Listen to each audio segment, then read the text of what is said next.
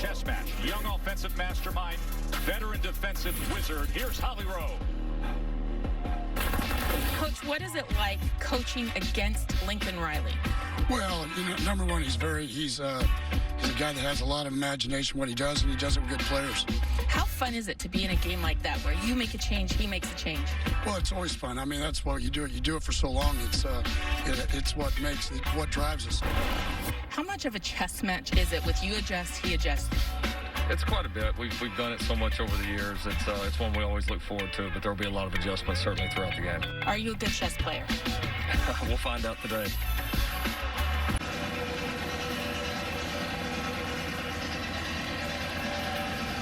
As we are underway for what should be a great day of college football on ABC. Mims on the return.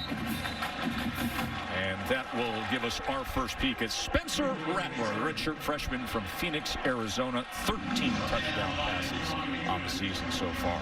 Very gifted thrower, Joe. I mean, so much natural ability. It's just the decision making, and at really inopportune times. However, if he can just eliminate some of those mistakes, some of those slip-ups, he's got a chance to be one of the best quarterbacks in college football. He's on his way. Just a couple freshman mistakes occasionally throughout the course of his first 4 starts. Top freshman quarterback in the country in total offense and passing touchdowns. They will start on the ground with Pledger, and a chunk play will open things up for the Sooners as Pledger is taken down by Marig. But he goes for 13 yards to get the day started. And a beautiful job here. Little counter action right there. You got the fullback out in front. You got a pulling guard kicking out. And Oklahoma coming off that bye week, challenging the offensive line, knowing they need to take some of the pressure off their quarterback in the run game. Pledger, this time, good pursuit up front by TCU. As Cooper comes up with the tackle. If you look at this Oklahoma offense, for years and years, they've had such known commodities at wide receiver. This year, a few guys that are kind of trying to find themselves. You have Weiss and Rambo and Marvin Mims, the talented freshman. Then a running back, too, with Pledger and McGowan and Marcus Major. All these guys kind of trying to figure out how they fit in the offense if you look at McGowan now. 2nd and 12, true freshman running back is in. Rattler, look at the time he has downfield, and in stride he connects with Seth McGowan. And Holly, he makes a big difference with this offense, doesn't he? That's right. The coaches had told us during the week that Seth McGowan was out for this game, but I noticed him warming up in pregame warmups, and they have confirmed he's available, obviously. Guys, he had been out with concussion protocol, but it's huge that he's playing in this game. He's from the Dallas area, rushed for almost 4,000 yards in high school, and in pregame warmups, he was bopping around. He is so excited to play today, already with a big impact. And Holly, he's probably their most talented back. Just not a ton of experience. Here's Rattler, who's going to tuck and run himself, and he is taken down that time by Wallow. And Seth McGowan, you mentioned, he is from the Metroplex here, DFW area. He played at Mesquite Poteet, had 45 touchdowns there. Huge recruit. Big time. And if you watch him, it just jumps out. I mean, he's very natural, great pass catcher. Anytime you got a guy, Joe, that can run a wheel route down the left side first game back, makes a huge impact early. That's massive. You see how versatile that running back is. 2nd and 5. Rattler going to run again, trying to get to the outside, but it's going to end up being a 3rd and a long 2 as Van Zandt made the tackle on Spencer Rattler. This is huge here for this TCU defense. Gave up a big play down the field to the freshman back. But in the red zone, this is really what it's all about. Between the 20s, especially in the Big 12, you can give up big plays. But the difference, obviously, between an opening drive touchdown and an opening drive field goal is massive for your psyche. So a big down here for the Horned Frogs defense. 3rd down and 3.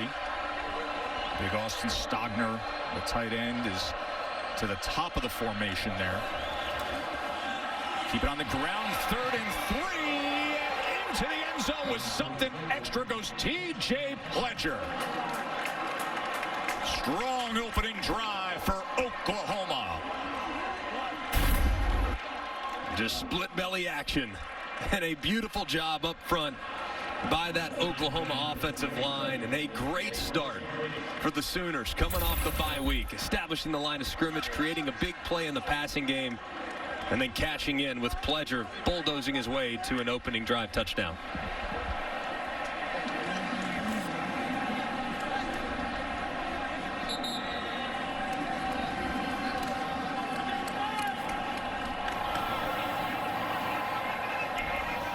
Last week, a lot of time to get things in gear. Think about that opening script. Come out here in Fort Worth with precision on the opening drive.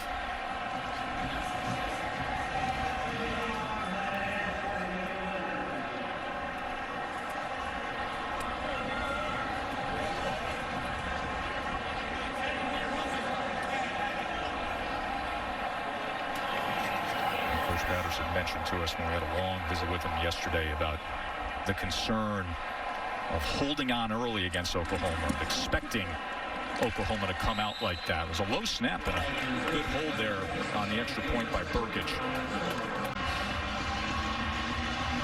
Holly, what's going on down there? Well, all of the luxury of this stadium, the only thing that isn't perfect right now are the play clocks. The play clock in the left end zone is malfunctioning right now. The right end zone appears to be correct. You can see the 40 up there now. Pressuring. Much has been made of this Oklahoma defense. They've had to endure a lot of criticism over the years, but talk to coordinator Alex Grinch, you feel like this group's close, really close. They're good up front, they're disruptive, and they try to make life really difficult for opposing offenses with movement at the snap of the football. A lot of finger pointing to that left side of the offensive line.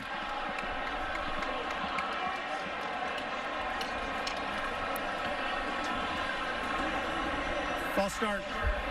Offense, number 53, 5-yard penalty. So second down. Holly, there's been some changes to that O-line for the Frogs. That's right. There's a lot of new starters up there right now. The entire left side is new. TJ Storman is starting at left tackle. John Land's the guy that just jumped, is starting at left guard. They had the off week to try to get this offensive unit better, and we've also got some changes on the right side. So that puts them in a 2nd and 15. Duggan, pressure right up the middle, but completes the slant to Barber. And even the umpire got involved. Yeah, using the umpire there as like a little bit of a screen, if you will. As the receiver ran right underneath it, Barber did.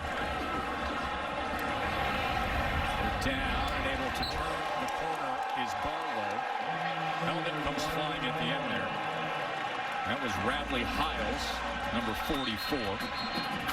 And a flag is down, and that is no surprise. I mean, Radley Hiles looked like he was yelling at the sideline, taunting the sideline, or not sure what was going on. But Radley Hiles, man, every time you turn on the tape, this guy's making a costly mistake, whether it be by personal foul or a bad decision or a pass interference. He gives TCU a free 15 here. That's going to be really frustrating for his staff. The result of the play was the line the game is made. It will be 1st and 10. After the play, unsportsmanlike conduct. Offense, number 24 for taunting. 15 yards, 1st and 10. Going to go the other way. That's on Barlow.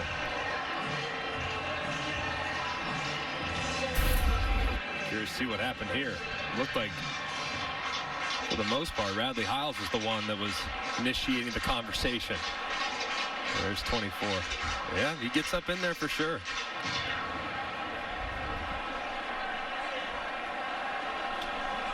Might be one where I keep the flag in my pocket there, or at least a penalty on each side. A little surprised by the call there. There's Barlow now with the jet motion, but Duggan kept it himself and was tracked down by Isaiah Thomas. And Thomas is the guy who really set the tone early on in that wild game against Texas. Had that fumble recovery, and he comes up early here. I think this front, too, and Ronnie Perkins, whenever he returns, this front's got a chance to be quite good. You watch Perrion Winfrey, number 8, really coming into his own. I like Thomas, and Bonito has been really productive here in the early part of the season.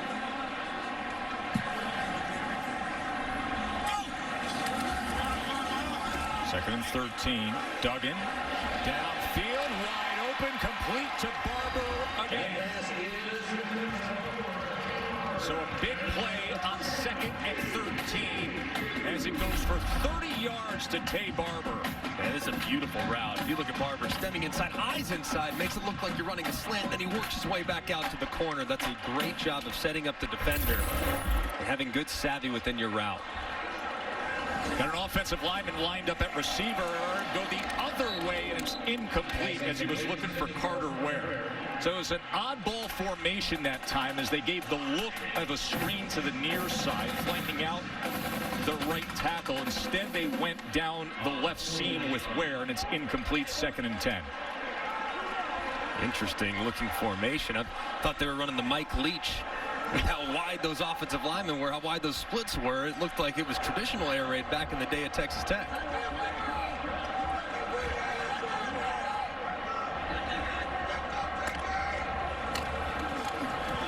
Barlow on 2nd down. Will find something before he finds Josh Ellison. Ellison, who was dinged up in the overtime against Texas with the tackle.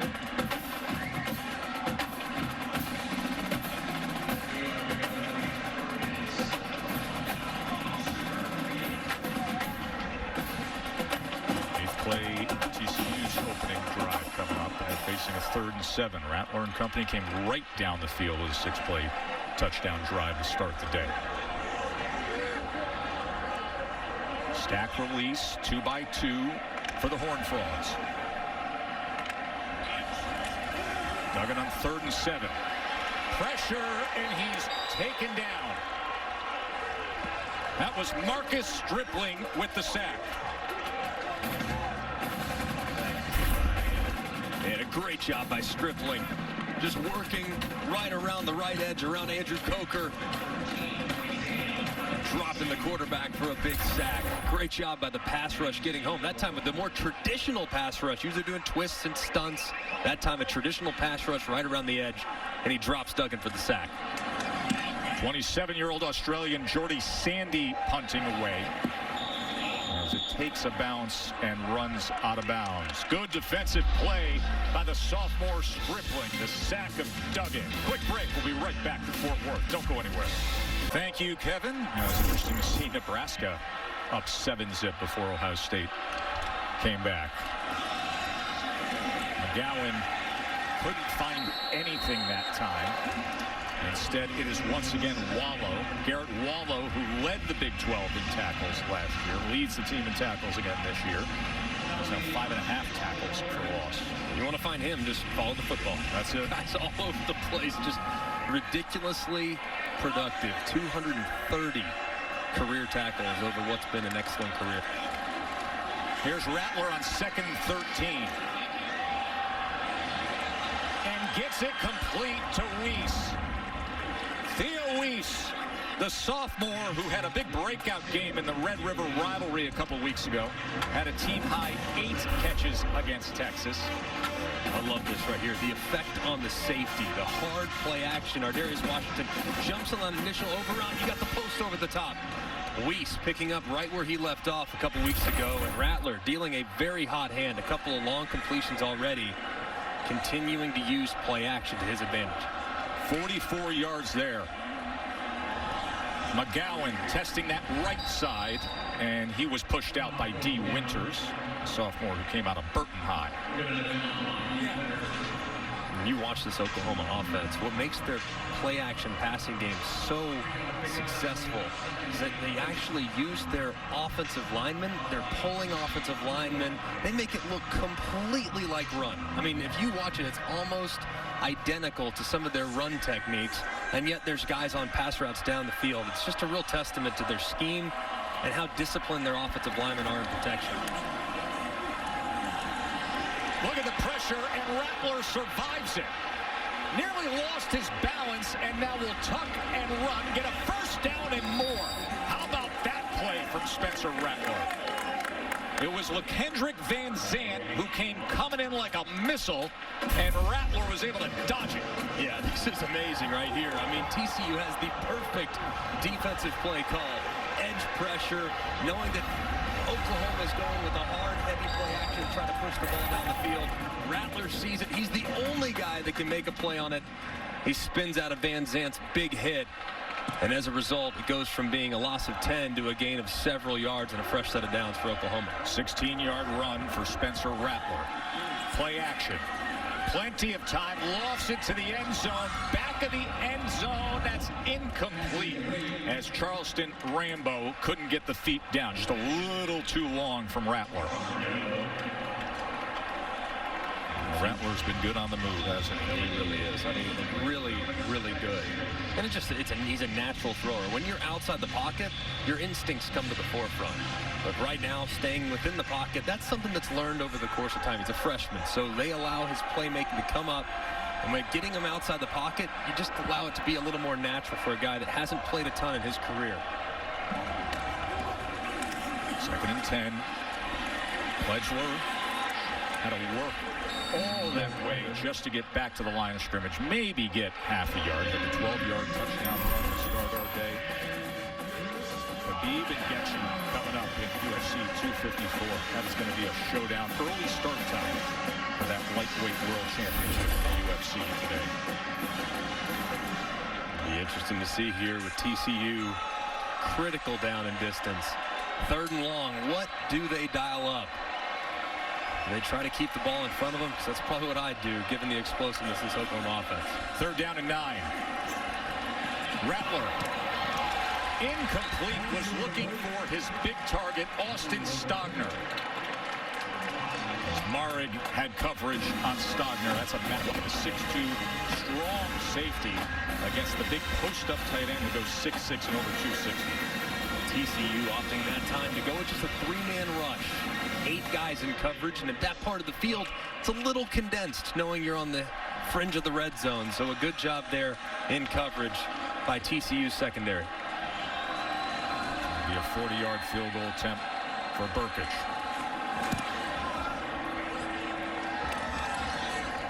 And Burkich puts it through.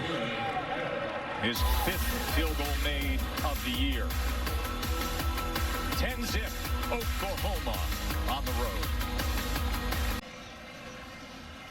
Burkich just hit the 40-yard field goal, and now he kicks away to Williams, and he pins him in the corner on the 1-yard line. And Williams is able to make his way out over the 25. A good return to Henry, who of course won the Heisman Trophy in 2015. That's when Baker Mayfield finished 4th. Lincoln Riley's had just amazing success of having his guys make their way to New York, hasn't he? Here is Johnston, Quentin Johnston on the wide receiver screen for a 1st down. Let's check in with Kevin.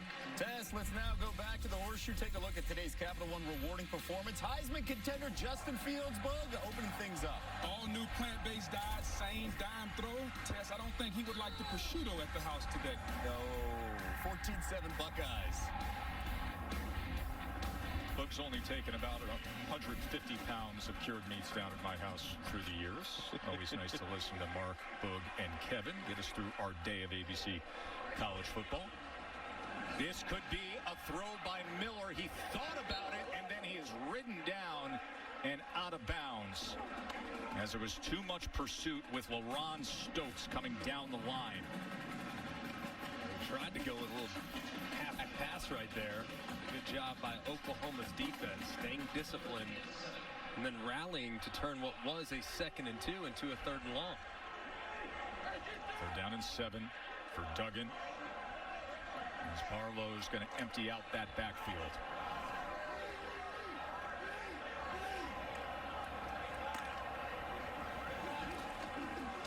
Duggan. Short of the line to gain as he hooked up with Barkley. That's just a lack of recognition there by Barkley. You catch it 2 yards short of the sticks. You got to go north and south. Try to run around a defender, you end up losing ground. Understanding down in distance, as soon as you catch it, boom, foot in the ground, go north. Even if you get contact, at least create a little forward momentum for yourself. Give yourself a chance. 4th and 2, punt team is going to trot on the field. Sandy will be punting away to Mims. That's a knuckler, and the fair catch at about the 14-yard line. 4 hours and 43 minutes, 53 to 45 in 4 overtimes. And, you know, real opportunity to go through something like that and a real opportunity to grow when you're a young quarterback.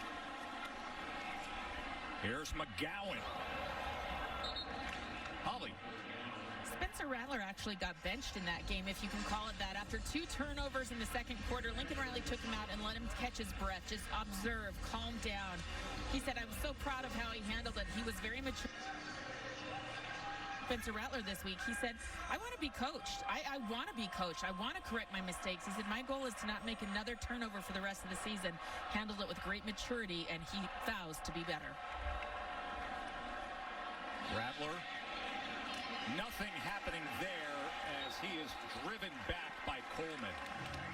You know, Holly brings up a good point about the ability, the desire to be coached. That is critical. Oh, listen, all these young quarterbacks that come in with the accolades like he did, with the way he did, you're going to be confident. You got to be able to listen. You got to be coachable. Of course. And Lincoln Riley has so many skins on the wall. Like, hey, man, just trust me. Like, I know how to get the best out of you. So I think it's a great opportunity to grow, to reflect, and to recognize and acknowledge with Oklahoma's talent, most of the time they're going to show up and be the more talented team. However, when they show up and turn the ball over, that neutralizes that advantage. So it's a good learning opportunity for Rattler. 2nd and 14, as time goes shallow and under to Mims. And 3rd down as Wallow makes yet another tackle.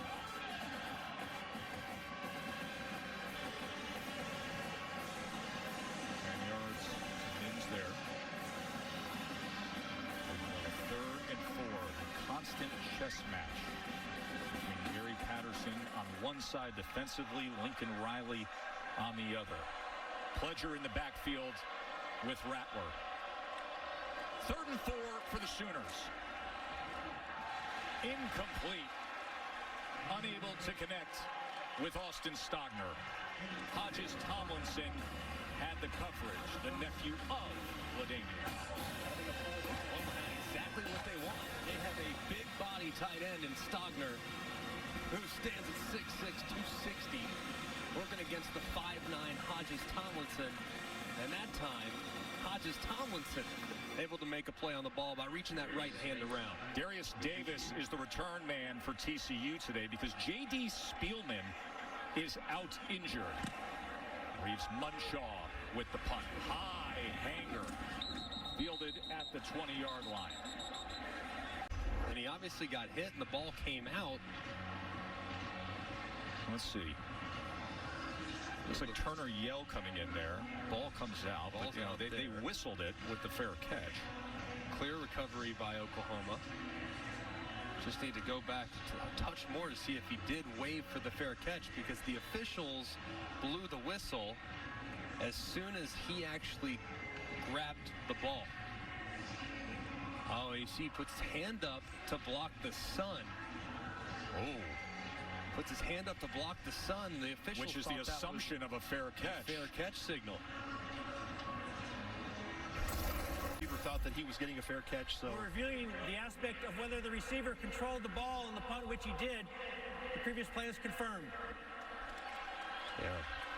I think that's a good call. I think he did control the ball. The kicker's coming down, knocked it out of him. I'm glad they didn't throw a flag for any kind of contact, because it was confusing.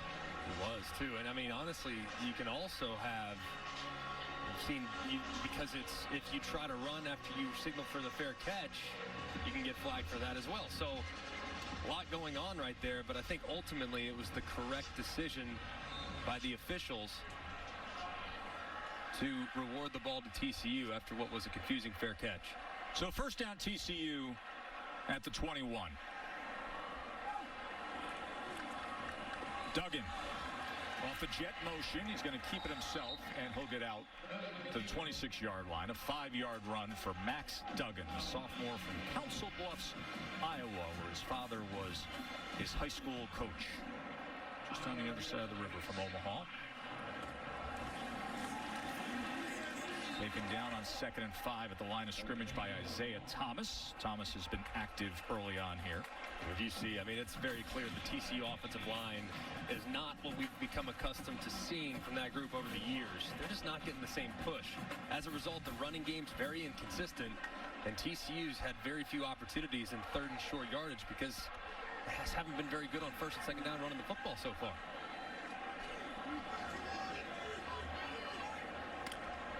Third and 5. That was way off the mark as he was looking for Davis on the in cut and threw it to the outside. So a 3 and out for Coach Patterson's offense. Doug Meacham and Sonny Cumby, the co-offensive coordinators. Meacham's down on the field calling the plays. There's Doug Meacham, his first year back on this staff, reunited with Gary Patterson. And Gary Patterson went right to Meacham after that third down incompletion. Now Sandy looking to flip the field. Mims on the return. Good coverage downfield from TCU on special teams. Boots out here in Fort Worth, man, all day long. Play action, Rattler. He's got time to pick an option, but finally is driven down. Corey Coleman with the sack. The freshman from New Orleans, early enrolled, made a start against Texas, had a big tackle for loss there, and comes up big defensively here at the end of the first quarter. And this was a coverage sack. I mean, nothing open downfield for Rattler. They went with a big-time protection. They had 7 guys in protection, including a tight end and a running back. But on the backside, Coleman working in one-on-one against the left tackle, Swenson.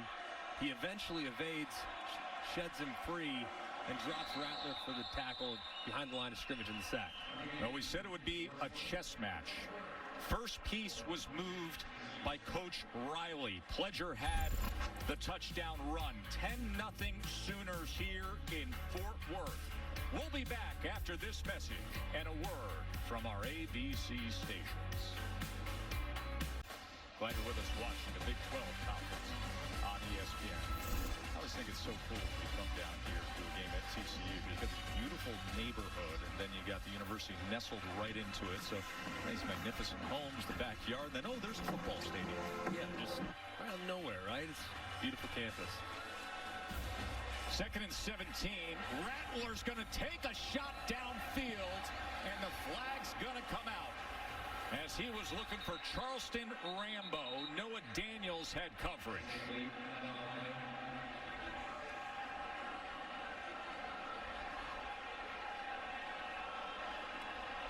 Rambo, a preseason all Big 12 selection, such a dangerous playmaker.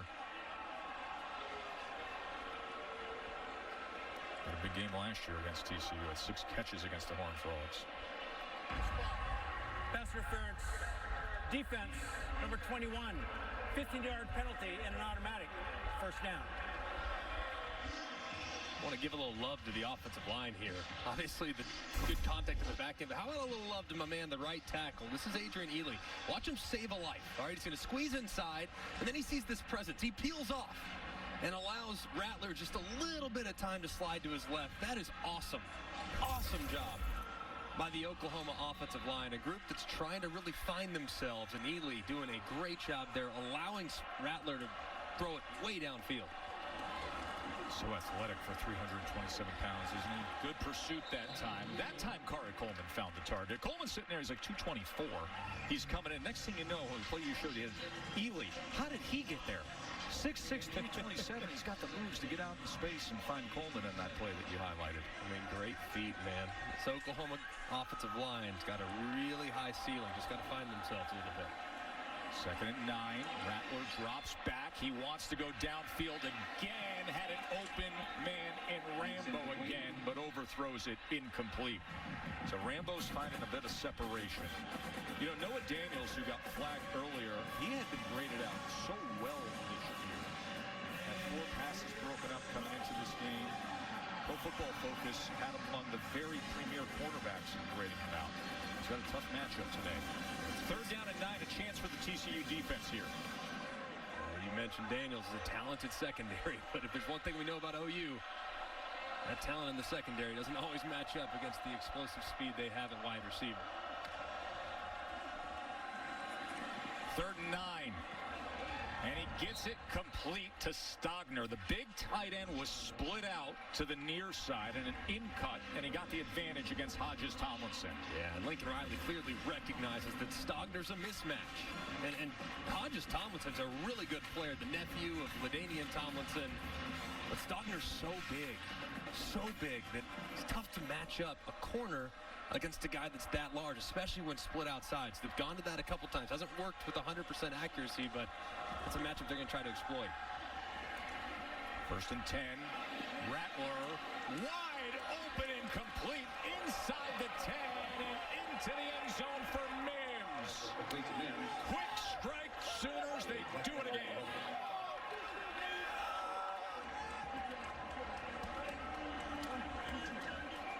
50-yard touchdown, Rattler to Mims. And that's his 5th of the season already, Marvin Mims.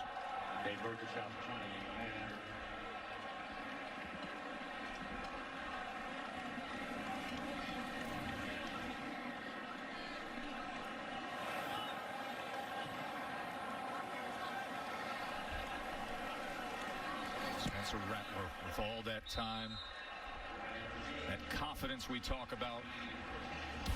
And he said, I want it, I'm going to go get it. And Marvin Mims, the true freshman, one of the most productive players in Texas high school football history, getting loose here in Fort Worth for a big score as the Sooners take a commanding lead. We've seen a few times Oklahoma try to hit this big post over the top, and this safety clearly acknowledges that big post. So what do? They run that little over route right over the top to take advantage of the voided zone. You look at the safety and the reaction off play action. Oh, I can't get to that post. Let me run under it. And then there Mims is catching a wide open pass and bursting forward for the touchdown. Great design and execution from Oklahoma's offense.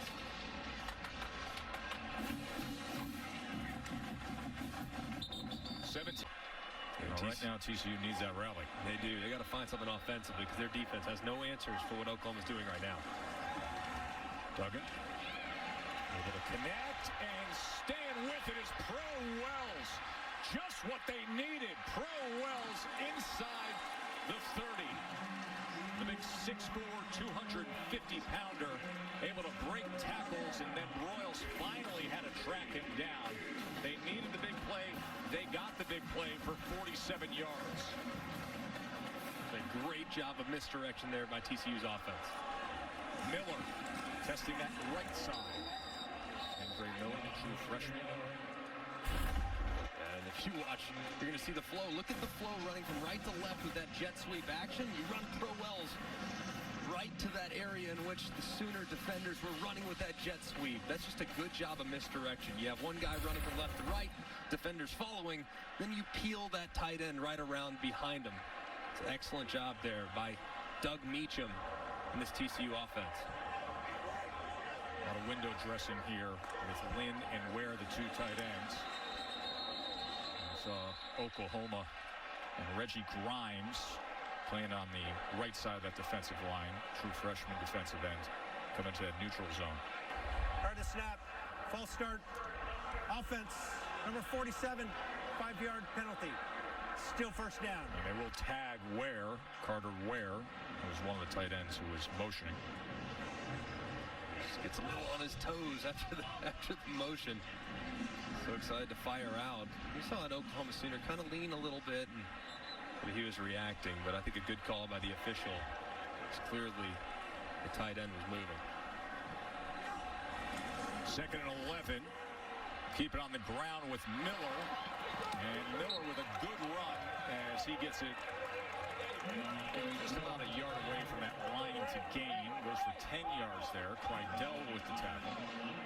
So far, TCU's offensive plan has really been almost exclusively about the jet sweep, the speed sweep, trying to get Oklahoma's defenders running sideline to sideline. At some point, they're going to have to give that jet sweep action and run it north and south.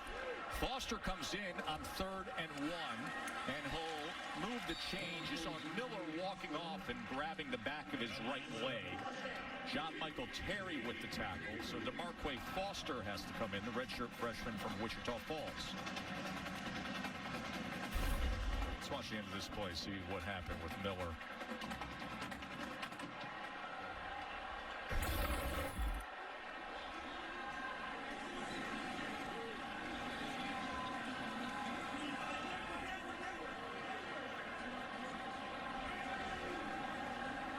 First down at the 14. TCU desperate to get on the board. Foster shakes free and has a good run just inside the 5-yard line. So a 9-yard run there for Darmaque Foster. Tell you what, TCU is going to have to. They're going to have to think about adjusting their snap count a little bit, maybe going on a fake or something, because that Oklahoma Sooner front is really penetrating at the snap. Second and 1. Foster patient, trying to get to the outside, but he was driven back by Deshaun White.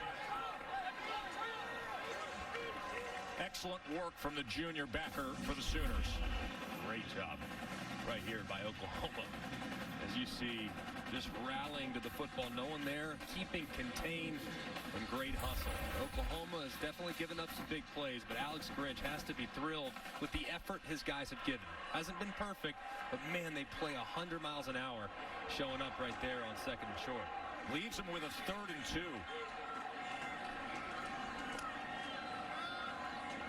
Oklahoma showing A-gap pressure.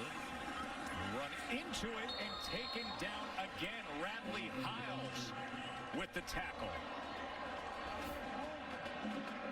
The front 7 of Oklahoma, and then the defensive backs filling the gaps. Working well for defensive coordinator Alex Grinch.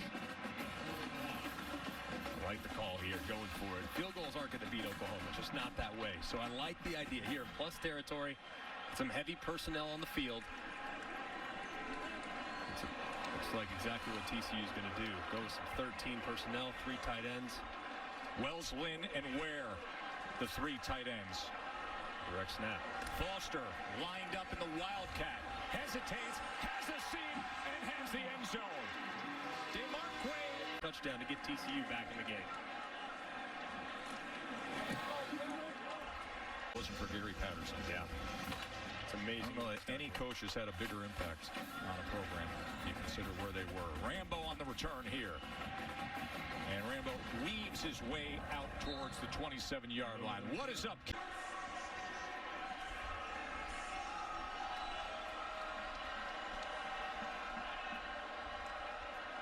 Rattler on first down. Outside the pocket, across the grain, but incomplete. Couldn't connect with Stogner. Of course, the Big Ten is back, and tonight, the oldest trophy game in college football history. Little Brown Jug, Minnesota and Michigan, 7:30 Eastern, 4:30 Pacific on ABC and the ESPN app.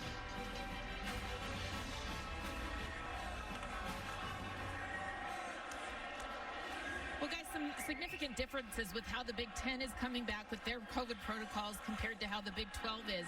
They are doing daily testing, and I'll tell you a little bit more about this right after this play.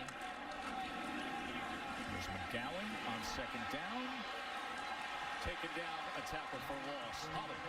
So the Big 12 is currently testing 3 times a week. The Big 10 teams are testing every single day.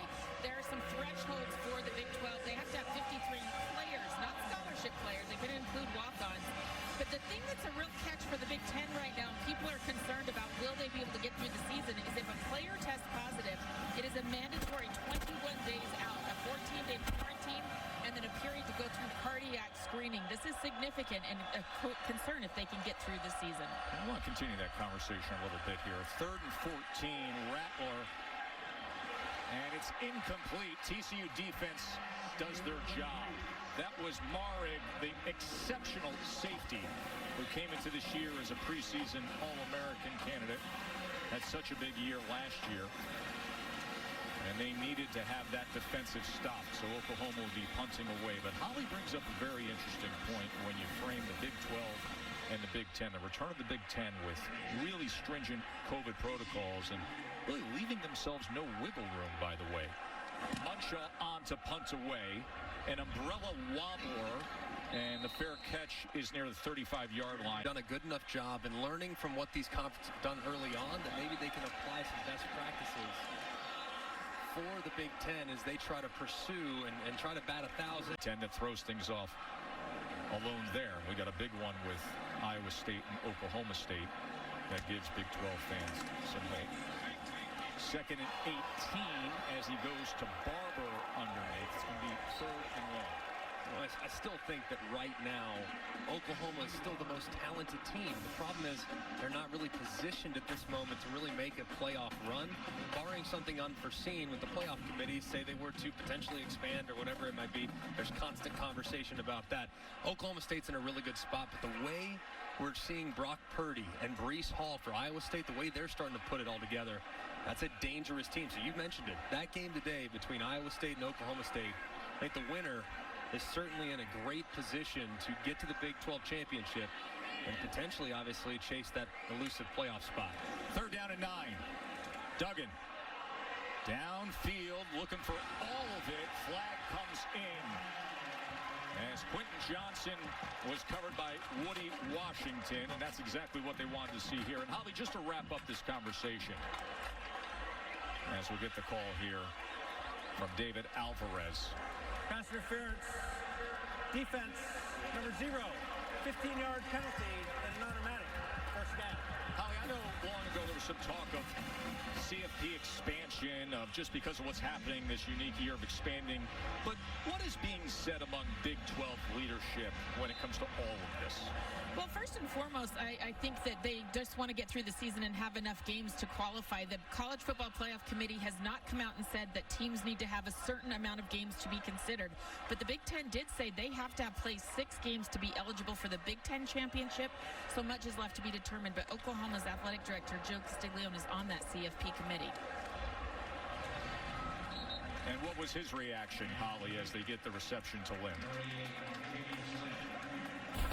Opens up Pandora's box for what could happen as far as teams that might be considered. 2nd and 5. Duggan sprint right. Boy, and he had Isaiah Thomas right on top of him. The flag is down, and Thomas is exchanging pleasantries with Max Duggan.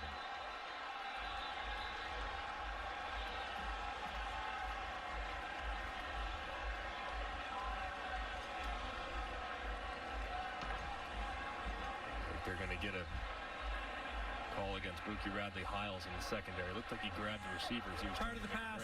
Holding. Defense, number 44. 10-yard penalty and an automatic. First down. We mentioned it earlier. Buki Radley-Hiles, this time.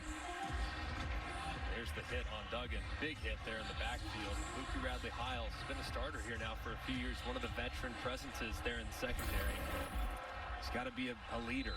We lost some great personnel as far as leadership's concerned on that Oklahoma defense with Kenneth Murray and Neville Gallimore's departures. Buki Radley-Hiles played a lot of football. Got to step up in the leadership role. Nothing happening there with Barlow as John Michael Terry was there defensively for the Sooners.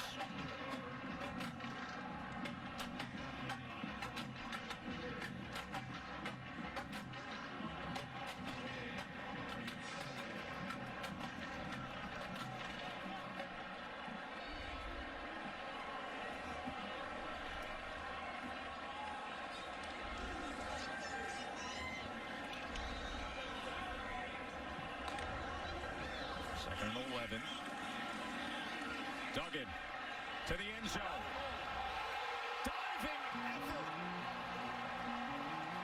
Talking it over. Did he control it? Incomplete. Blair Conright's effort was spectacular, but they said did not have firm control. Going down the field, it's an incomplete pass. 3rd down.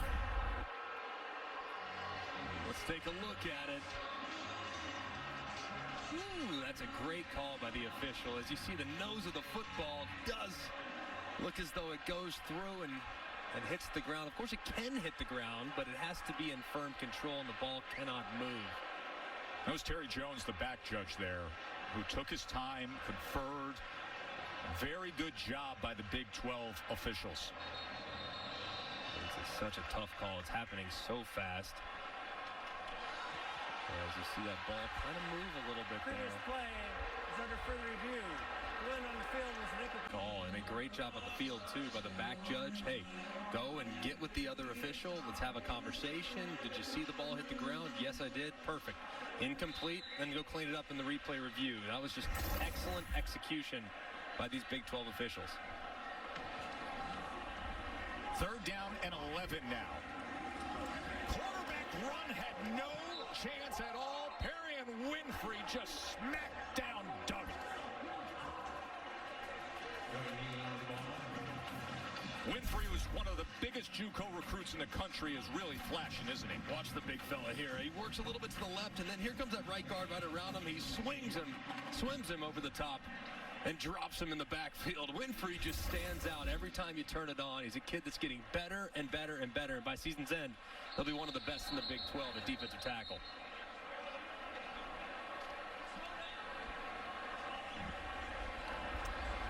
Oklahoma has called their first timeout of the half. Oklahoma's going to use a tie. 17-zip in the 4th quarter to win that game. Couldn't pin it inside the 5. In the hunt. Now I know an undefeated team might be what's necessary in the Big 12, and the only team that might be there is Oklahoma State, who's got a really difficult game today against Iowa State. So it's going to be fascinating to watch. What I found most interesting there, though, Tess, was the fact that the ACC had a 91% chance. Well, I mean, everybody obviously points to Clemson. So it's going to tear How is Clemson only at 91%? That to me was remarkable. Number 3 team in the country is Notre Dame, sitting there at 4-0. They're coming up on ABC once we get finished. 2nd and 11. Rattler, little matador treatment, and then on the run gets it complete to Rambo. And that game is coming up a little later this afternoon right here on ABC. Notre Dame at Pitt. I want to ask you about Notre Dame and how you size them up as a legitimate title contending threat. There you go on that list. McGowan. He's got a burst when he finds something, doesn't he? Seth McGowan, Holly told us about being out injured recently, missed the Texas game, but prior to that, he led Oklahoma in rushing in each of the first 3 games.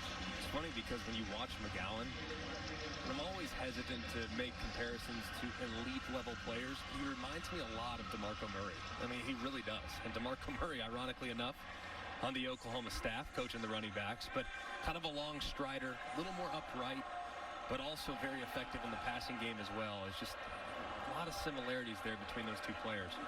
Spin 4 is going to test the other side and spinning ahead, trying to get out of the grasp of Marig. Well, guys, I actually spoke to DeMarco Murray, who's in his first year as the running back coach here at Oklahoma. And over the summer, during the pandemic stay-home period, he said he has been an absolute delight. You hate to say he's the next great one, but he just might be the next great one for Oklahoma at running back. His coach said he's so bright, he's so perspective. He really lights up that running back room, and you've already seen it. He's got a burst coming out of the hole, and he's got a lot of energy that he plays behind. 3rd down and 1. Pledger ran into the back of Mikey Henderson before going ahead just enough to move the chains. It's a good effort there by Pledger. Got tackled on the backside of his own guy, but just kept those feet churning. Understands the line to gain and getting just enough for this Oklahoma offense. Expect this Oklahoma offense right here to take a shot downfield. They've been good off play action. The safeties for TCU only about 10 yards deep. Maybe take a hard shot off play action. Here it comes. Rattler winds it up downfield and off the hands of Rambo.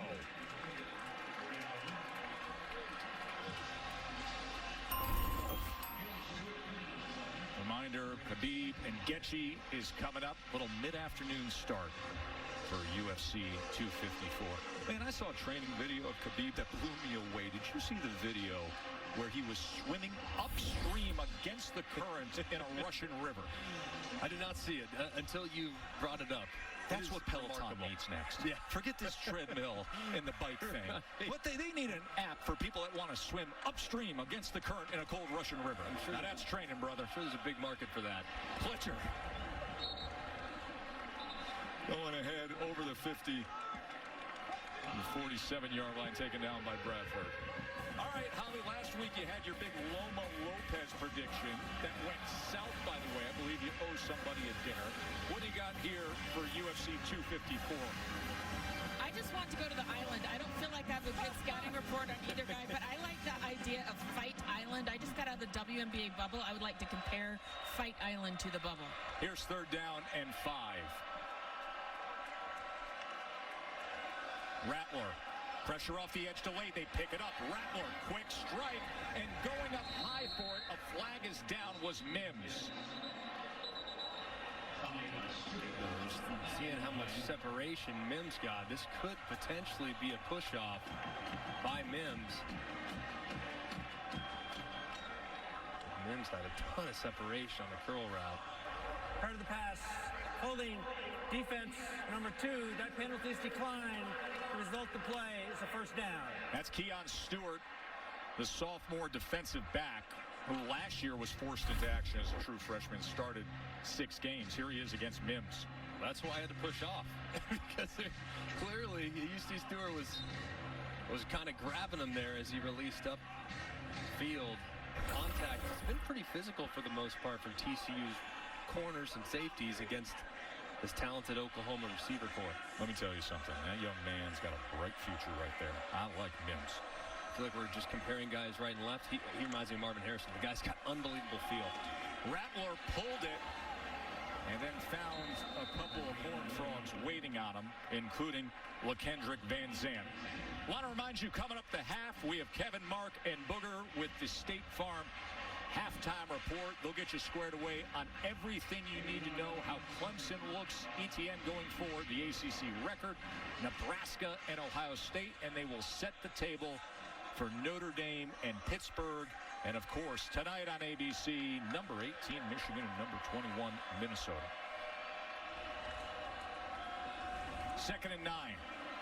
Rattler with a man in his face to the end zone and beyond Mims.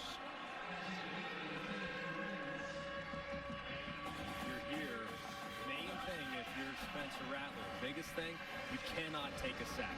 35 seconds remaining, but right now you're in a position where you could potentially get the field goal. So it's great. You want to create an opportunity down the field. You want to try to score naturally, but a sack takes you out of field goal range. The biggest thing for the young freshman here, you absolutely have to be mindful of that pass rush up front, and don't hold it too long to allow those guys to get home.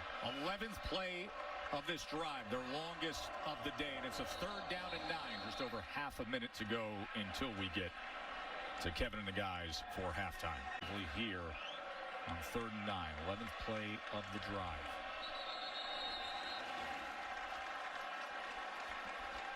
There's some movement. False start. Offense, number 52, 5-yard penalty. Still 3rd down.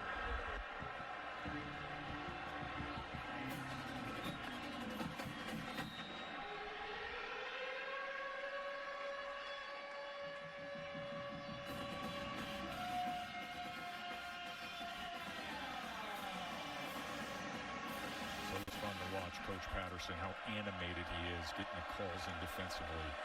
And the calm, cool Lincoln Riley on 3rd and 14 is just going to run it to the outside with pleasure.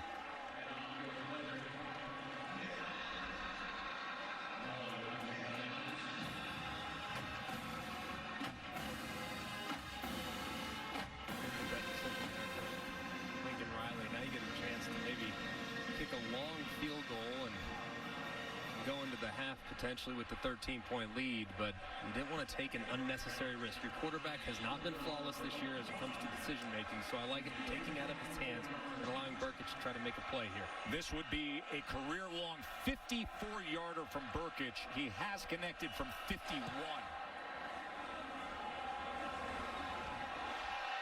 Off the crossbar and denied. Comes up inches. TCU takes over with 23 seconds left, and that ball was batted at the line of scrimmage by Nick Boneto. He's coming off a great effort against Texas. A couple sacks. He's been a steady presence. Him, and when Ronnie Perkins is eventually back, whenever that day may be, they're going to present a pretty interesting tandem coming off the edge, especially with the emergence of Perrion Winfrey internally. Perkins, still haven't seen him since the suspension that started before last year's CFP game. As Barlow takes the screen and tiptoes for a little something extra with 11 seconds remaining. We just saw a flag is down at the 42-yard line. We'll check on that. But perhaps TCU putting themselves in prime position to have a swing of a field goal attempt here. Oklahoma went for the long one. Now TCU hoping to get themselves in position. The result of the play is a first down. After the play, unsportsmanlike conduct, number 81 on the offense. 15-yard penalty, 1st and 10. That is number 81's first unsportsmanlike of the game.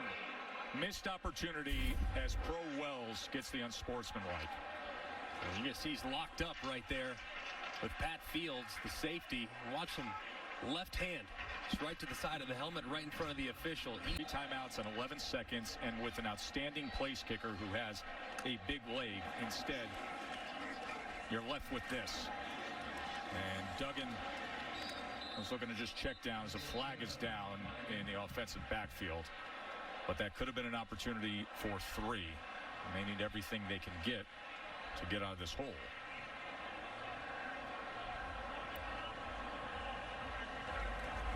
Personal foul, hands to the face. Defense, number 88, 15-yard penalty, automatic, first down. It's against Number Jordan 79 Kelly. may remain in the game due to the helmet coming off with the foul. Big penalty right there. And now, obviously, 6 seconds. This is where you alert your guys. Hey, if you catch it, immediately down, we got to call timeout. That's what you tell them, because you're about 4 yards away from field goal range. So see if you can't get that quick completion till your guys declare down, call timeout, and see if you can't give your kicker a chance. 6 seconds remaining.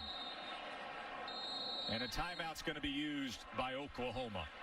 And if our They have confidence in his leg strength. Look at that cushion.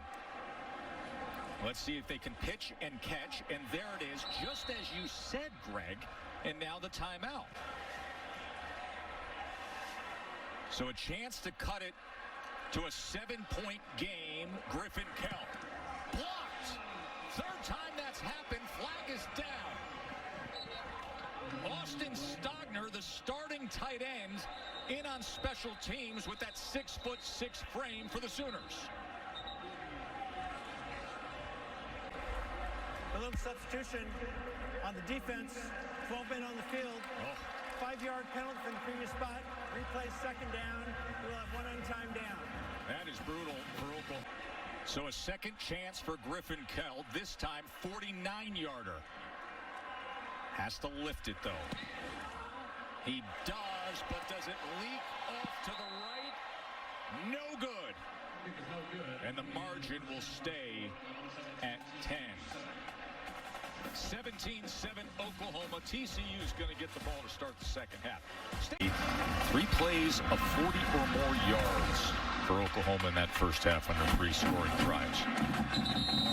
And you could not have a more sincere, authentic reaction than Holly Rowe getting excited over offensive line combinations. Quick to the outside as he goes to Conright. In all my years of having such a blessing of having Holly as my sideline reporter, and we're reunited again. Nobody I know in all college football gets more excited about the play of the big guys. I love it. Holly, good, because I know nothing about offensive line play, so I'm glad Holly's got that covered. No, I'm kidding. It's really, she's 100% right. TCU has to solidify that groove because they're just not operating offensively the way they're capable. 2nd and 7, pressure off the edge. Cat blitz, he survives. Now goes backwards, and Duggan is taken down. As it was Asamoah who finally got to him. Leading tackler for Oklahoma. Fields was coming in hard from that safety position.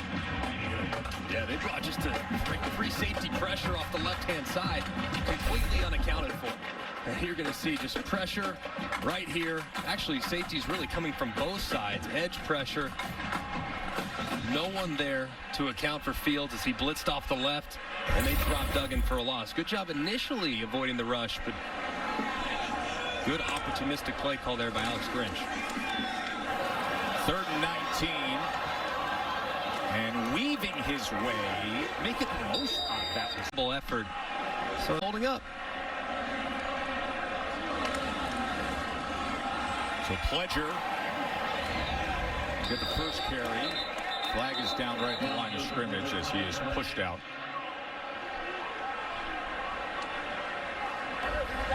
Holding. Offense, number 59.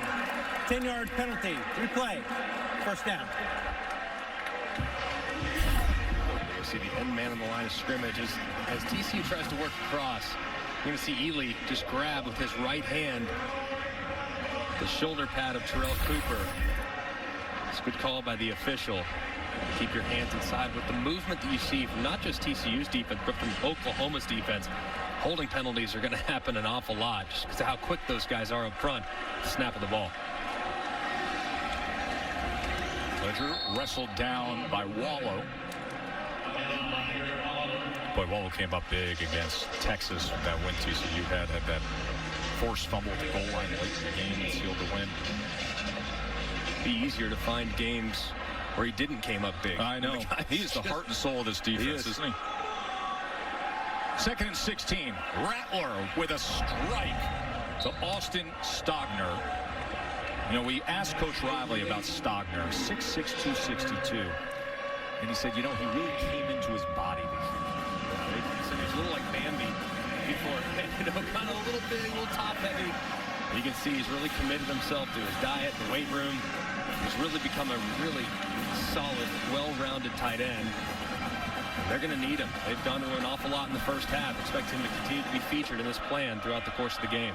3rd down and 1. Pledger and McGowan in the backfield. And here is McGowan, and he will move the chains. The true freshman for Oklahoma. Holly. Well, you talk about Austin Stogner growing into his body. He told me that when he got here, he was 230 pounds. He said, I was a bit of a late bloomer. I was kind of gawky, but he's 260 pounds now. He credits his mom's Missy's cooking. He said, we're a big family. All of us are big. She's been cooking great. But he also did 3 workouts a day during the stay-home quarantine period, 5 a.m., 9 a.m., and then would run wide receiver routes in the afternoon. He's been working diligently to grow into that body and be productive. Drake Stoops with the ghost motion here on 1st down. Rattler with plenty of time. Look at the touch on this, and he gets it complete to Weiss. Weiss redirects and has it down just inside the 20.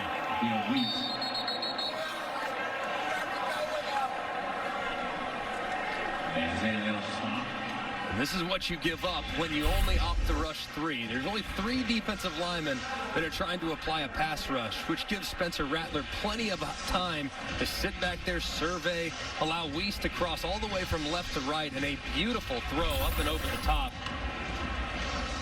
There is, they've hit that crossing route. 1 to Mims for a touchdown there again for a big gain to Weiss. 33-yard reception by Theo Weiss.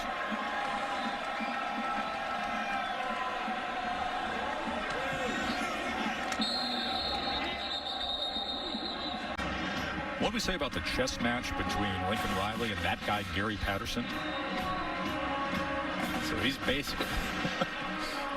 basically saying, I'm trying, and tying here in this particular case, but I'm trying to block my signals to the defense. I think he thinks that Oklahoma is trying to read it as he points over to their sideline, trying to find some type of block so he can communicate. Off the timeout. It's 1st down, Oklahoma. Pledger cutting back against the grain. He'll take it to the 18-yard line. 2-yard gain for Pledger. He opened up our scoring today. The 12-yard touchdown run on Oklahoma's opening drive went for 73 yards. 2nd and 7. Rattler inside the 10 as he connects with Weiss again, and it'll be 1st and goal Sooners. Really nice timing there from Spencer Rattler. See Gary Patterson making another substitution. This is the part of the field where you have to be so good. You have a freshman quarterback who has made a few mistakes, none today, but has made a few mistakes over the last 3 games.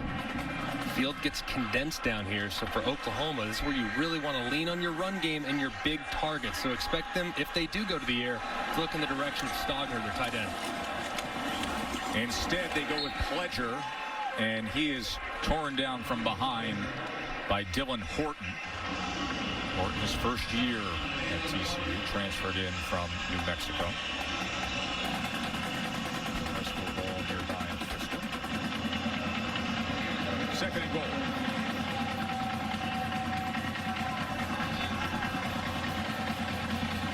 So keep an eye here in 3-by-1.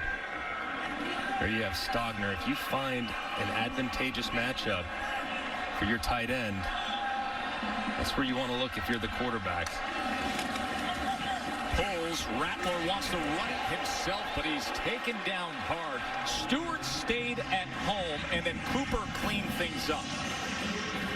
Good job by the corner, and then the big defensive lineman said, I'm putting up the wall. So the 9th play of this Oklahoma drive is coming up here. It's a 3rd and goal. Huge down and distance here for TCU's defense. Obviously, first drive of the second half, so huge as far as creating momentum. And so far, Oklahoma's gone right down the field, but kicking the field goal here and holding this powerful Sooner offense to 3. It's big, but keep an eye on Stogner, who's lined up with the H-back alignment. 3rd and goal. They run it. And Pledger doesn't have much room as he's bottled up at the 5-yard line by Coleman. Just not used to seeing that from Lincoln Riley. Obviously going very conservative there on 3rd and goal.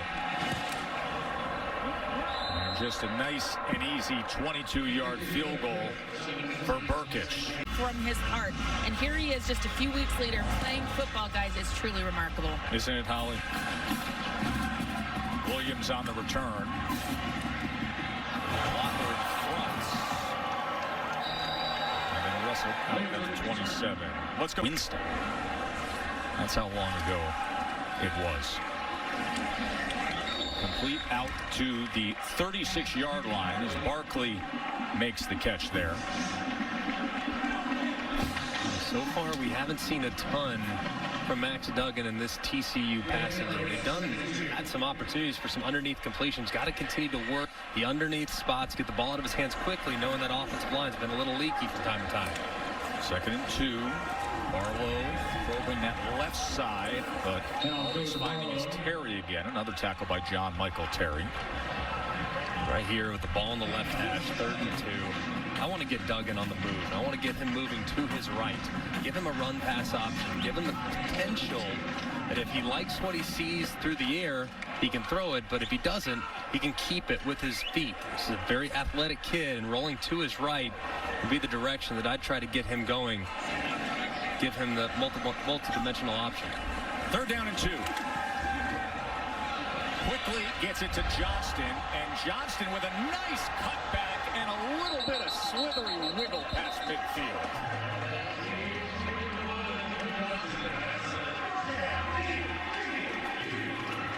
Great job there, setting up the stack alignment, giving Johnson a little room to breathe on the quick out. Duggan staying in the pocket off play action, throwing a very accurate ball on 3rd down.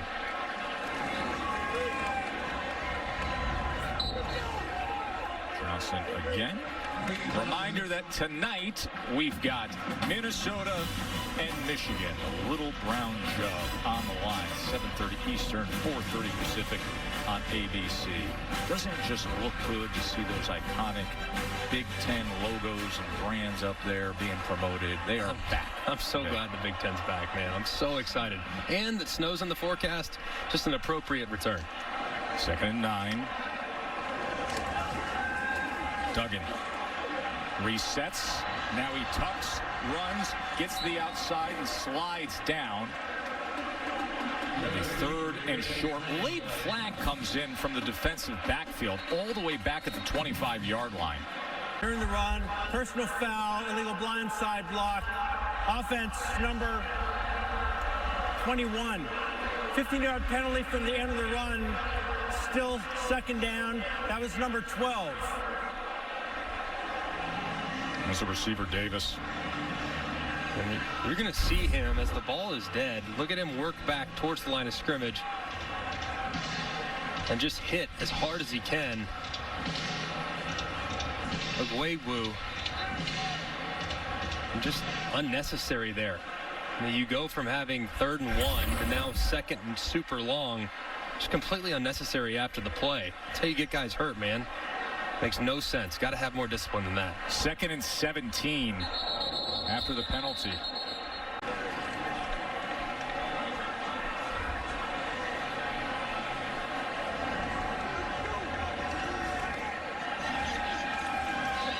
So again, on 2nd and 17, trying to come back for the ball. That time was Conway. Leaving 3rd and 17. This is just impossible down and distance for the play caller, Doug Meacham. Best option, maybe a screen, something short. High percentage, get a guy running. Some people out in front, maybe a tunnel screen, depending on what the look may be. Or if you have a situation in one-on-one, could potentially try to take advantage of a mismatch. 3 of 9 on 3rd downs today. Now a 3rd and 17. 4-man rush against Duggan. And that's going to be well short of the line to make as he goes to Tay Barber.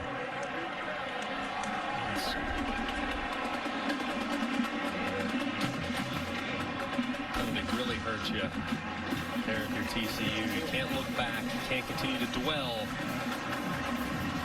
Just really bad decision there by Davis. Set his offense behind the sticks.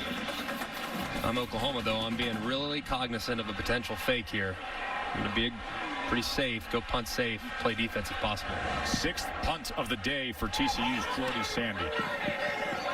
Looking for the pin inside the 10, and he gets it. Well done. McGowan looking for a little breathing room for the Sooners. A little worried about the hamstrings. The kick line, not, you know. They got stretched out. Got to stretch that out a little bit. I mean, barely getting it above knee level. Not ideal. There you go. That's a little better. A little safer.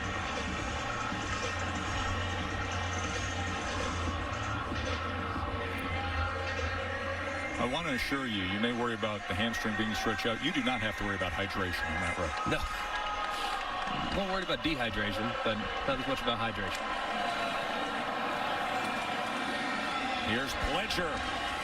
Catches a seam on 2nd and 8 and all the way out past the 30-yard line. All right, we teed up the Aflac trivia question for you, Greg. Asking you about the success over the past decade for TCU in comparison to the other Texas schools in terms of 11-win seasons for TCU. I'm trying to think. I think I got 4 for sure. 4 for sure. I'm just trying to think. I feel like there's... Oh, 5. I was 1 off. I thought there might have been 2. I had 4 all for the sure. other Texas programs have combined for just 1 more. Pledger had a 25-yard run moments ago and goes for 5 more here. Bradford with the tackle. Bradford had 13 tackles last year against Oklahoma. Had an amazing play against Jalen Hurts. And stripped the ball away while he was tackling him.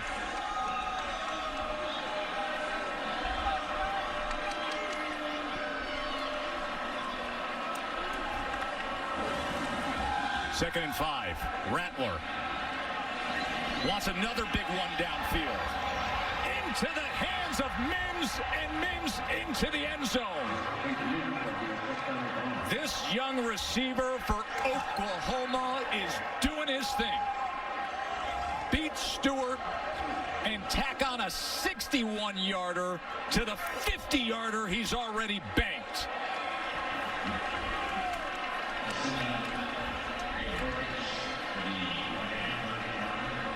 Just a great throw and catch there from Spencer Rattler and Mims. Just an amazing, amazing catch. And securing it and bursting forward for a huge score. 4 catches 132 yards and 2 long touchdowns now for Marvin Mims. Won a conference title after an 0-2 start. Williams. Let's take a look at that touchdown from the AT&T 5G Skycam. Oklahoma's starting to get things going on the ground. So what do? They go heavy play action with the puller out in front. I mean, this looks just like the run play. That's why they get in islands. They get in one-on-one situations. And Mims, who has been such a wonderful surprise for this Oklahoma senior offensive staff. He was one of the most productive players in Texas high school football history. And he's come up to the next level and hasn't missed a beat. Had 32 touchdowns last year as a senior there in the Frisco area. Jet motion, Barber. I mean, yeah, so you mentally explosive. Speaking of tremendous high school players, Zach Evans is now the running back for TCU. False start. Offense, number 72, 5-yard penalty. Still second down. There's Zach Evans, the first 5-star recruit to sign with TCU. Listen, it's good just to see him settling in and playing college football. So much was made of the issues he had. Other Power 5 programs were keeping away from him before signing day. He originally had a letter of intent to play for Georgia, but he was suspended a few different times his senior year of high school. Georgia released him from his LOI. 2nd and 12, bouncing around, unable to corral it, was Barkley. And as far as Evans is concerned, I mean, talent has never been the question. It's just making sure he does everything off the field and away from the facility the way it needs to be done at a really high level. And you know, I'm just glad he's getting this opportunity. I mean, he's made some mistakes. I'm sure he's acknowledged those mistakes, but man, he is so gifted. So hopefully things work out for him here at TCU. I know they're excited about his potential. 3rd and 12. Going to set up the screen now to Evans, and Evans is wrapped up. That was Woody Washington, who stayed disciplined to get to Evans. Great job there by Oklahoma's defense. I mean, just coming out and stymieing any chance for TCU to get anything going offensively. Obviously, they were off schedule with the false start, but Oklahoma's defense here in the second half has really buttoned up some issues that they might have had at times there in the second quarter.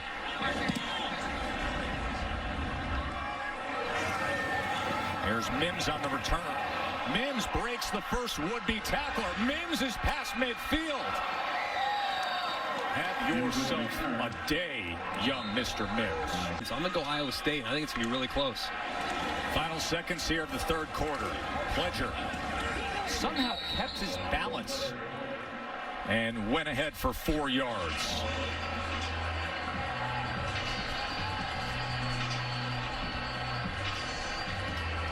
Final seconds counting down here in this 3rd quarter.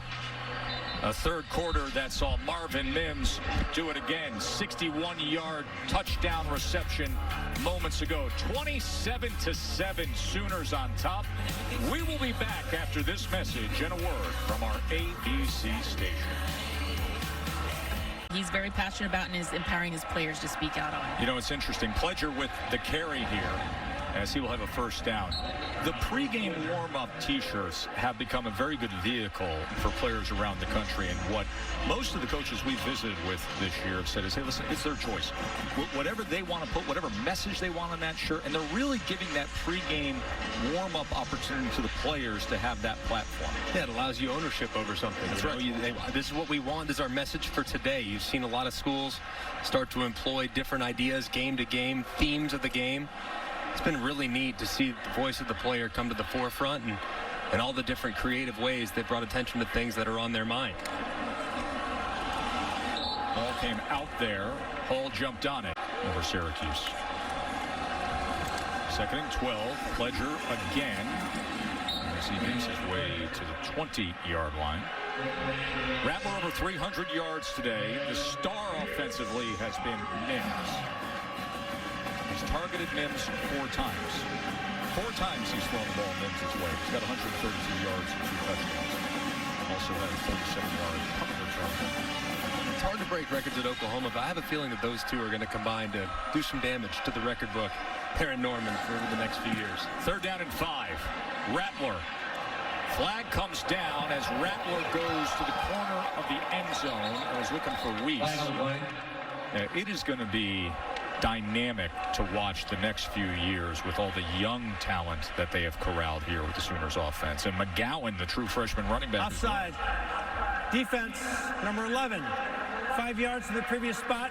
The yardage results in a 1st down. 3rd and 5, and you get the penalty, you're handing them one. And that was Kari Coleman. You mentioned the talent on the offensive side that are young freshmen for Oklahoma, but you look at their defense as well. I mean, they've done a really good job of addressing some of the issues that they have. Look, there's no secret. Oklahoma was not big enough in the back end, so they've gone out. They've recruited guys that are 6 foot and change at corner and safety. They've gone and they've identified guys both in JUCO with Perrion Winfrey and other guys up front that can be really disruptive at the line of scrimmage. They've done a really good job of being self-aware, addressing their needs, and those young players are going to continue to play more and more as the season goes along. Rattler, he is spun down by Coleman. I'm very bullish on this Oklahoma team this year. I know it hasn't gone the way they wanted. Started 1-2, had disappointing performances in the 2nd and 3rd game of the year. Bounced back, I thought, showed a lot of toughness and determination against Texas. They had no momentum going into overtime, still found a way to win it, and forced the turnover there in the 4th overtime to secure it. I think this is the team that's going to get better and better and better as the season goes along, just given the youth they're having to rely on and the pieces they had to replace off last year's roster. Pledger, and darting in that time and making the tackle was Bradford. So they came in 1-2 in the Big 12. And back in 2016, that Bob Stoops team. The team had a similar record. They finished 10-2. Won the conference, beat Auburn in the Sugar Bowl.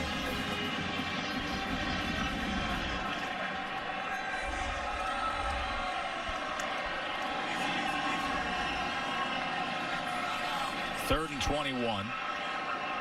TCU's been without their starting corner, Noah Daniels, and he is not going to return to this game. Rattler, as he gets it to Rambo at the 15-yard line. And Burkich will trot back out there.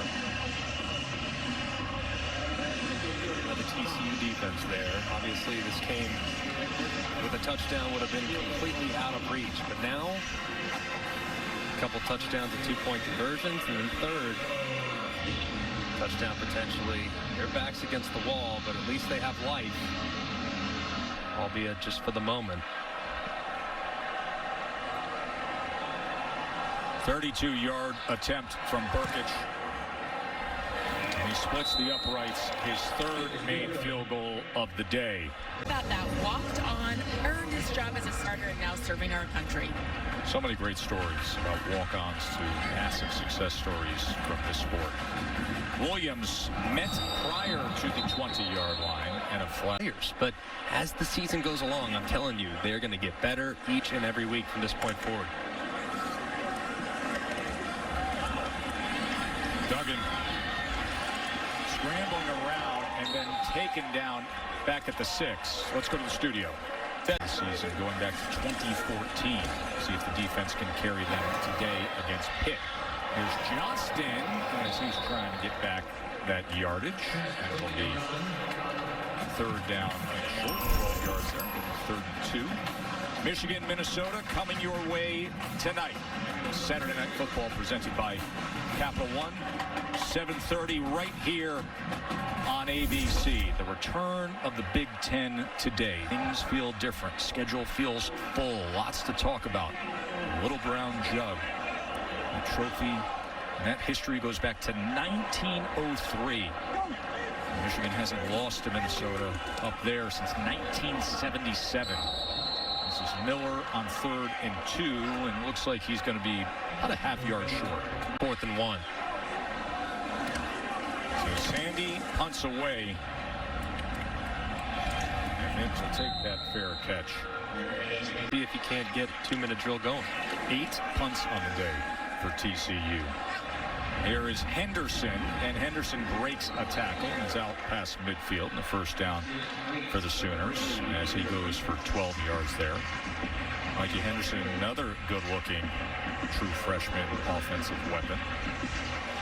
They have a bunch of them, that's for sure. And look, we all know that the quarterback spot at Oklahoma, that's really where it all goes. I mean, if your quarterback's going, he's dealing a hot hand, which you'd find very few exceptions in which he wasn't over the last 2 decades at Oklahoma.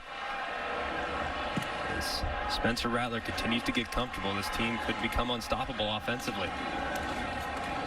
Ledger goes ahead. Holly. Well, you talk about Oklahoma's recruiting, particularly at quarterback. They had something very unique and unusual happen this offseason. Caleb Williams is one of the top quarterback recruits in the nation, and he has committed to Oklahoma. He organized, because recruiting is all shut down on every campus. No visits are allowed because of COVID. He organized by himself the Sooner Summit. They checked it with compliance. They were able to come in, him and a bunch of other high-profile recruits in the area that he organized, and he's trying to convince them to join him at Oklahoma. Kind of cool. And it's really what's necessary in this day and age to have recruiting success is to deputize some of your key recruits. For these guys to go out there and create waves and galvanize recruiting classes. Yeah, and the strongest recruiters you have, you can tell me about the coaches and all that. No, the players by far are your strongest recruiters. And the relationships that can be created and cultivated on official visits and unofficial visits, that's where the recruiting really takes place. And if you can get a strong personality in your recruiting class that can help galvanize that class and reach out to other guys, we are so connected in the world of college football now. It can go a long way to helping your class bring in some guys that maybe wouldn't consider it under different circumstances.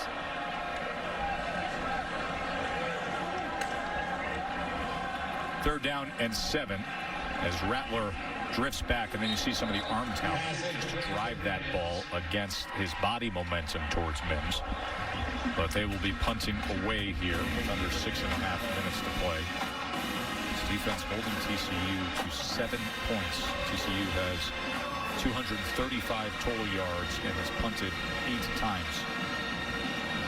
And you really look at it too. I mean, this Oklahoma offense has been good, but the defense has been a question mark. But you saw it starting to round into form at times over the last few weeks. But their best performance of the year by far this game today.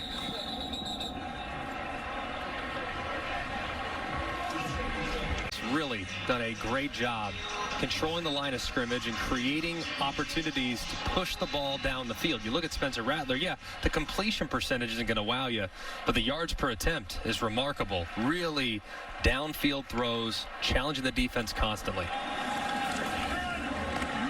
Quickly to the outside to Barkley. Excuse me, to Johnson, Quentin Johnson. Big 6'4" freshman from Temple, Texas. And if you're TCU here, you have to go absolute hyperspeed. Flag is down at the 37. Bell, an eligible receiver downfield, offense number 79. 5 yards from the previous spot. Replay. First down. Marched all the way back to the 13-yard line.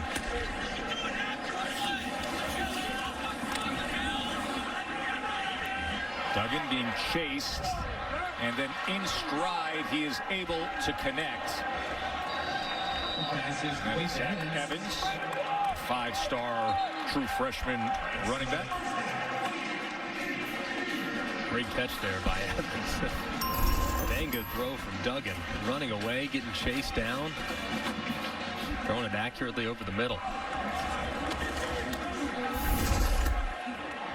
Looking for Johnston downfield, and he's unable to connect. Saw that little pop-up, that Minnesota and Michigan coming your way tonight right here on ABC. Number 18 against number 21. Year 6 for Michigan under Jim Harbaugh over in 2015. They're 10-14. 10-14 is Michigan's record against ranked opponents since Harbaugh took over. But if you look at the opponents ranked between 11 and 25, the numbers are actually quite better. So Ohio State is a big part of that record. Is that what you're telling me? Very fair point. Look at you. That's a former finalist for a Rhodes Scholarship. Right now. Holly?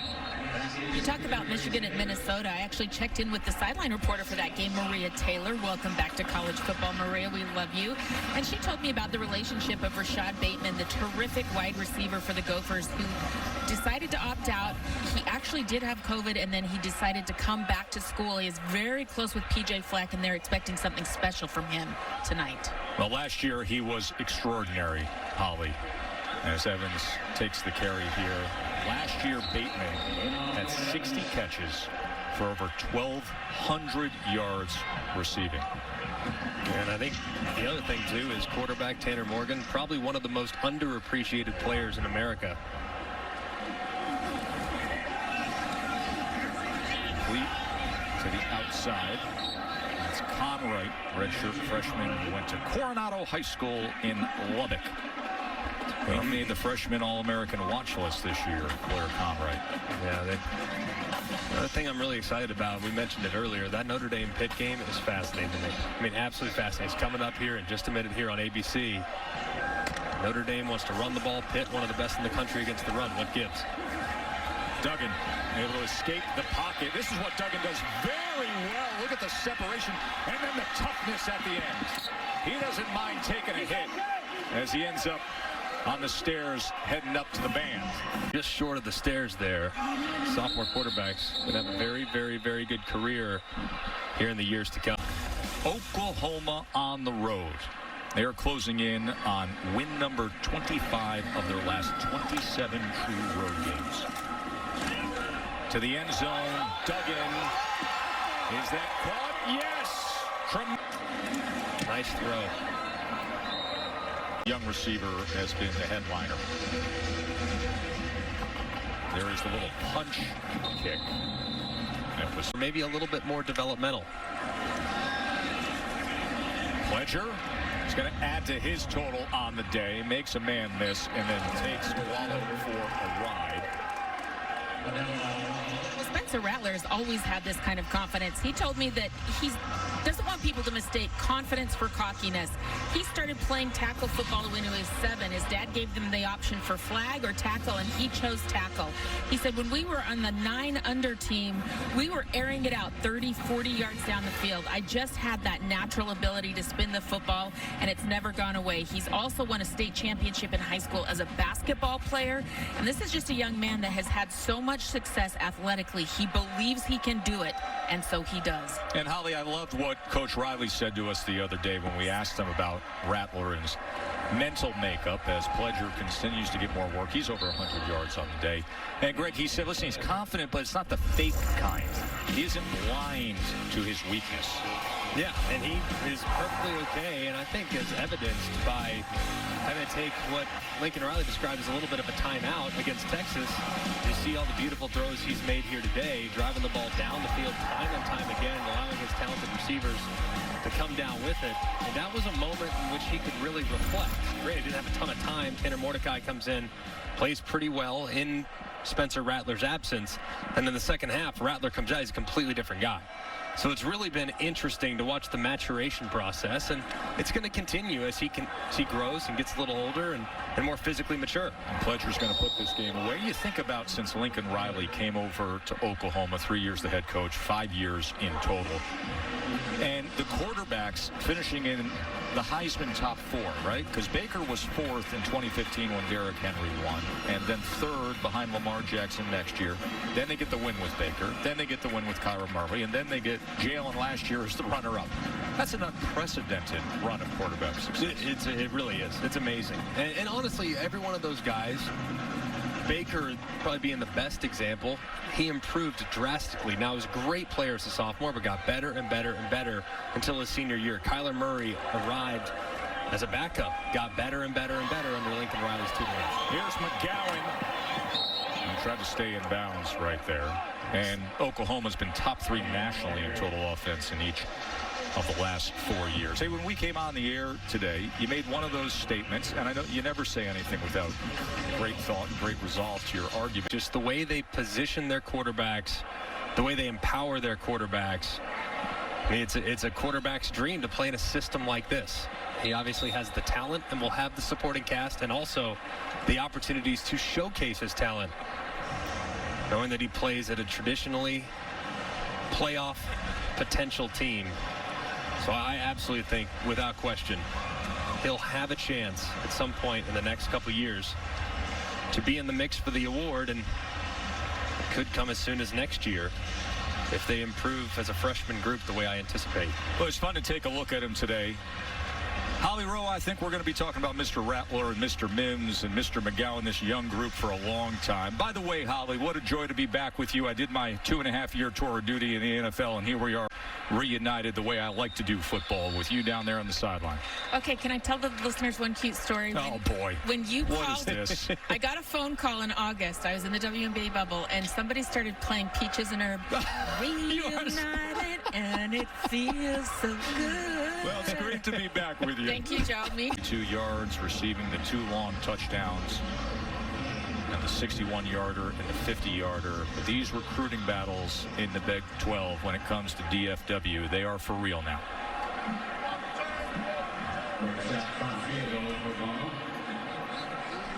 Burkich on for yet another field goal attempt.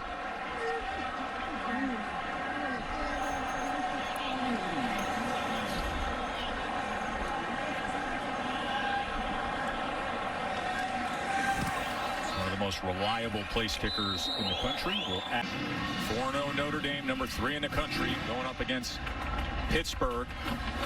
That in moments. There's Williams on the return. As he is met at the 18-yard line.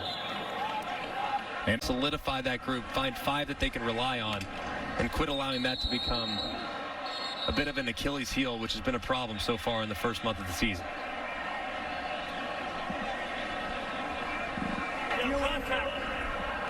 Offside. Defense, number 8 with contact, 5-yard penalty.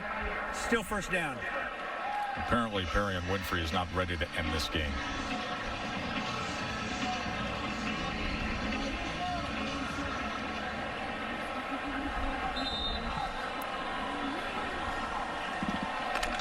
Max Duggan always gives a spirited effort, feisty sophomore quarterback for the Horned Frogs, but outclassed by Rattler and that Oklahoma offense today as he quickly gets it to Zach Evans, who they hope to be a game-changing kind of running back and dynamic offensive weapon for the next 4 years.